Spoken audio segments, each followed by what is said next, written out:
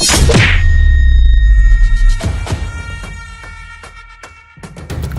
একটা অবস্থা, আজব পাবলিক। কিরে ভাই, একটু দেখা শোনা চলেন। কি একটা অবস্থা মেয়ে। ধাক্কা দিয়া টিয়াডি হালাই দিয়া হ্যাঁ আবার উল্টা আমার লগে ফ্রাই লইতে আছে। আসসালামু আলাইকুম ভাই। ওয়ালাইকুম সালাম ভাই। এদিকে আসেন ভাই। এই যে আপনি যে রাস্তাঘাটে অচেনা মানুষের সাথে ধাক্কা খান, আপনি কি ওইগুলো স্বাভাবিকভাবে নেন? এগুলো হচ্ছে চক্র, এগুলোকে স্বাভাবিক নেওয়া যাবে না, বুঝছেন? তাদের অনেক আগের প্ল্যান, আপনাকে ধরবে। আমাকে দেখে ভয় পেয়ে হয়তোবা চলে গেছে। আমি যদি এই জায়গায় উপস্থিত না থাকতাম, আপনি এতক্ষণে ঘায়েল হয়ে যেতেন ওদের হাতে। আপনার এই টাকা পয়সা সব চলে যেত চাঙ্গে। হাই হাই রে, আমার টাকা বলে চলে যাবো গা? আমার টাকা যাবো কি লেগা? আর লোকটা একবারে খারাপ কথা কয় নাই। তো এতগুলো টাকা নিয়ে আপনি একা একা কোথায় যাচ্ছেন এইভাবে রিস্ক নিয়ে? ভাই পেমেন্ট পাইছি তো আজকে, বাসায় চাই। জমি বেচা কিনা করছি তো। আচ্ছা, জমি বেচার পেমেন্ট পাইছেন, এইভাবে যাও তো রিস্ক। আপনি এক কাজ করেন, আমার সাথে চলেন, আপনাকে আমি সেফ ভাবে পৌঁছে দিচ্ছি। বলত পাইছো আমারে? এখন তো রাস্তায় ধাক্কা খেয়ে পড়ছে, গায়ে তো উঠলে তো তুমি সব আতায় নিয়ে যাবা, পরে আমি কি করবো? আরে ভাই, এত ভাবনা চিন্তার কি আছে? চলো না, তোমার সেফ ভাবে নামাই দিয়ে আসি তোমার বাসায়। ভাই এই এত প্যারা নেন না, বুঝছেন? আমার বাসা এখানে, আমি যাইতে পারবো। আপনাকে ধন্যবাদ ভাই সতর্ক করে দেওয়ার জন্য। আসসালামু আলাইকুম, ভালো থাকবেন। শোনো, কোনো বিজনেস আইডিয়া লাগলে আমাকে জানাবে। এটা আমার কার্ড, তুমি রাখো, প্রয়োজন হলে কল দিও। ঠিক আছে ভাই, যদি কখনো লাগে আমি আপনাকে কল দেবো। হ্যাঁ, ও আসি। আসসালামু আলাইকুম। ওয়ালাইকুম আসসালাম। লোকটা আসলে মনে হয় ভালো, আর ভিজিটিং কার্ডও দিয়ে দিল। শুনলেন তো ভাই কাহিনী।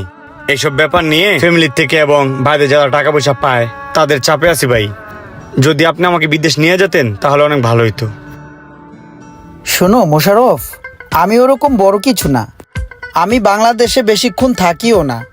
আমি অনলি ক্যানাডিয়ান সিটিজেন, ওখানেই থাকি, ছোট থেকে বড় হয়েছি। তো দেশের মায়া ত্যাগ করতে পারি না।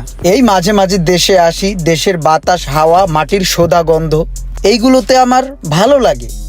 কয়দিন এই ঘুরে ফিরে আবার কানাডাতে চলে যাই।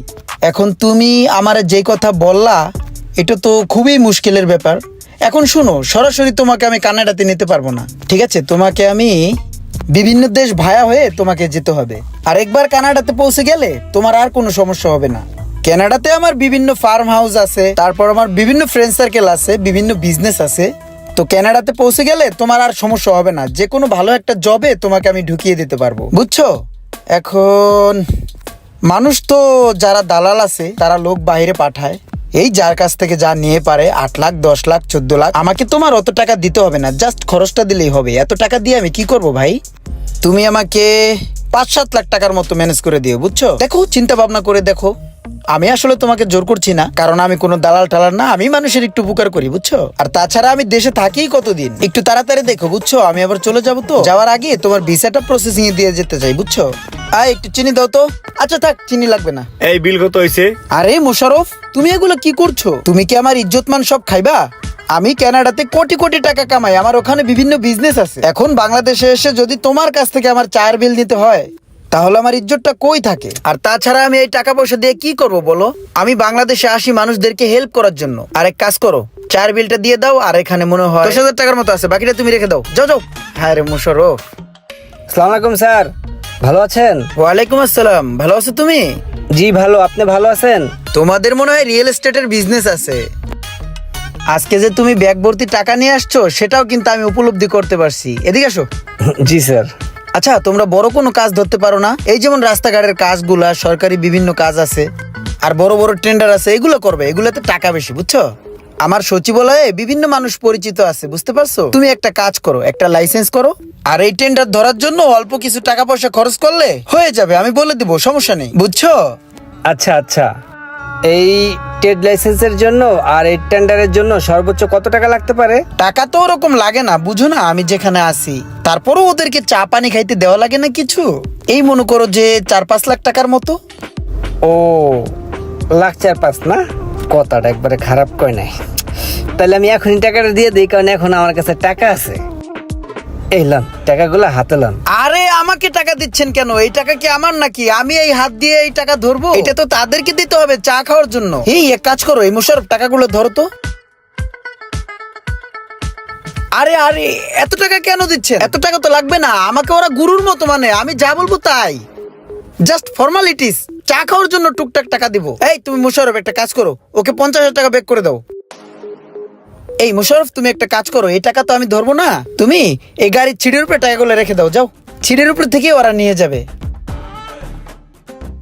স্যার আমার কাজটা কবে নাগাদ হতে পারে স্যার? তুমি ওই কার্ডের নাম্বার আমাকে ফোন দিও কাল। ঠিক আছে স্যার। আসসালামু আলাইকুম স্যার, একটু দেখবেন আমার দিকে, হবে তো না স্যার কাজটা? হ্যাঁ, হয়ে যাবে। ঠিক আছে স্যার, থ্যাংক ইউ, আসসালামু আলাইকুম। মোশাররফ, ছেলেটা ভালো, বুঝছো? এত ভেঙে পড়লে তো হবে না, আমি আছি তো, দেখবো। শোনো, আমার ছোট ভাই একটা মসজিদে অলরেডি চাকরি করতেছে, বুঝছো? তোমার শরীর স্বাস্থ্য মাশাআল্লাহ ভালো আছে, তুমি কুইতে গেলে ওইখানে মসজিদের ইমাম বা খতিব হিসাবে তোমাকে আমি নিযুক্ত করে দিতে পারবো, বুঝছো? তো মাশাআল্লাহ দাঁড়িয়ে রাখছো, ভালো, আলহামদুলিল্লাহ। আসসালামু আলাইকুম। ওয়ালাইকুম আসসালাম। ভাই আমার বিষয়টা একটু দেখেন। হ্যাঁ হ্যাঁ হ্যাঁ, ওটা দেখবো, সমস্যা নাই। নেন, এই টাকাটা রাখেন।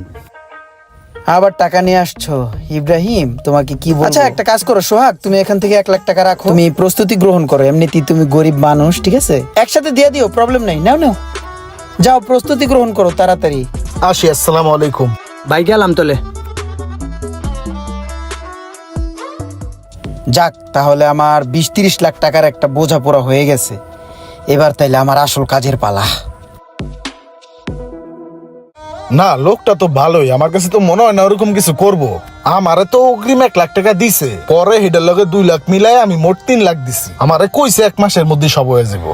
আমার কাছে তো তেমন টাকা পয়সা নাই, কিন্তু ভাই আমাদের বলছিল কানাডা নিয়ে যাইবো, এর লাগে হ্যাঁ আমি 2 লক্ষ টাকা দিছিলাম, এখন খুঁজে পাইতেছি না। এই ভাই, আপনি না সেদিন ওই লোকের লগে ছিলেন, ওই লোক কই আর আমার টাকা কই? আরে ভাই হেলুকে আপনিও খুঁজতেছেন, আমিও খুঁজতেছি, এই হুজুরও খুঁজতেছে। আমার 2 লাখ, হুজুরের 2 লাখ লইয়া এই লোক নাই হয়ে গেছে। ওই মিয়া ভাব পড়তেন আমারে, আপনার আমি টাকা দিছি তাই না? আপনি আমার টাকা দেন। আরে ভাই ওই লোক আমাদের বললো টাকাটা নিয়ে গাড়িতে রাখতে, আমি নিয়ে গাড়িতে রাখছি। আমরাও তো বিদেশ জানার লাগে টাকা দিছি ওনার কাছে।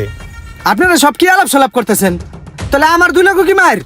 তোমরা এগুলো কি শুনাইতেছো আমারে ভাই? ওই লোক তো আমারে সচিব বলা টেন্ডার মেন্ডার কি দেলে মেলে মাথা উলা জউলা কইরা আমার টাকা পয়সা সব লয়ে গেল। আমি অন্তত যখনই দেখবেন অল্পতেই অনেক বেশি কিছু পেয়ে যাচ্ছেন, তখনই তার মধ্যে কোনো না কোনো গাবলা থাকবে। কে কে এমন ধরা খেয়েছেন অবশ্যই কমেন্ট করে জানাবেন, আর ভিডিওটি ভালো লাগলে অবশ্যই শেয়ার করে দিবেন প্লিজ।